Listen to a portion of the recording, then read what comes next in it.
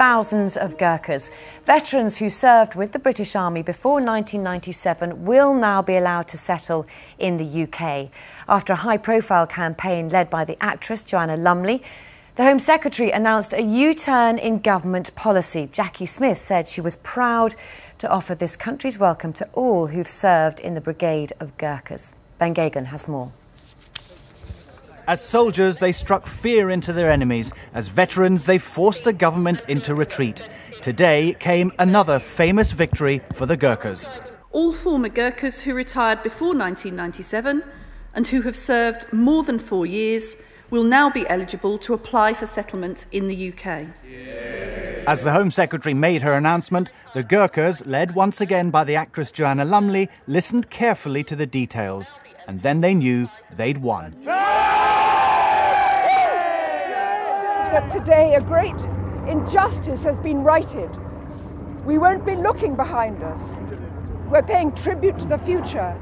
And for the people of Great Britain, what could be greater than to be able to open our arms and say, the Ghurkas are coming, aye, Ghurkas! The government's announcement applies to all veterans who've served in the Ghurkas for 4 years. They'll be able to bring their families and children under the age of 18. All applications already in the pipeline will be decided by June the 11th.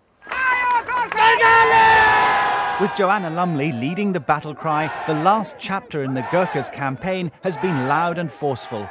The opposition parties backed them and led to a government defeat in the Commons 3 weeks ago.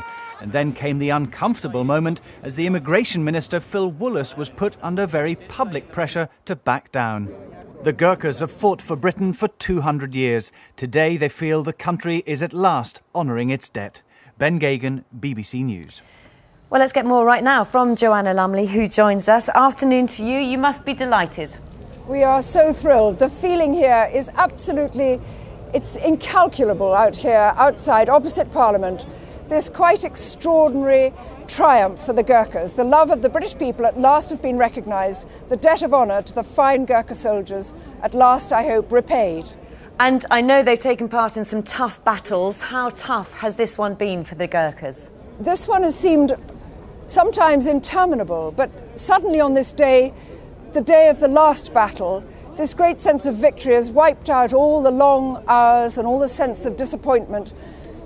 The sense of endurance of the Ghurkas has leached through onto those working in the campaign, onto the British people. They never gave up on us, and we were never going to give up on them. And today the government has done the right thing, and the Prime Minister in particular, who only a fortnight ago I met, and I was able to lay my cards on the table and promise him that we would bring him accurate numbers. And he promised then, he gave me his word that he would do it. And suddenly, a fortnight later, the whole thing has swung into action, and it is a day of huge celebration. And you yourself have been very much a crucial part of the campaign. Could they have done it without your support? Of course they could, because I'm only part of a team. And I think that it's extraordinary that we couldn't have done this, actually, without the weight of Parliament, cross-party support. We couldn't have done it without the support of all the people, not only in this country, but all across the world, who've sent hundreds and thousands, uncountable messages of support. Okay. And of course the judiciary and the police and the armed forces, everybody who's been supporting us. But most of all, this is simply right that has finally been done, and it is a debt of honour at last repaid and to just these fine men. Give us a sense, if you can, how many people will be affected by this decision? Well, immediately, the 1,350 whose applications are outstanding, the Prime Minister assured me this morning that they're going to race those through as fast as possible, and Keith Vaz said that he hoped the letters would be out on Monday. But certainly we're talking about maybe days rather than weeks as far as these people are concerned, all of whom will be allowed to settle here, all of whom at once get the right to settle and the right to enter, because some of these, maybe only 150 are in the country and the rest are in Nepal waiting to hear this decision. So out in Nepal today, it will be a great day of celebration too. Joanna Lumley, thank you for your time. Thank you. Gordon Brown has defended 2 cabinet ministers who've been accused of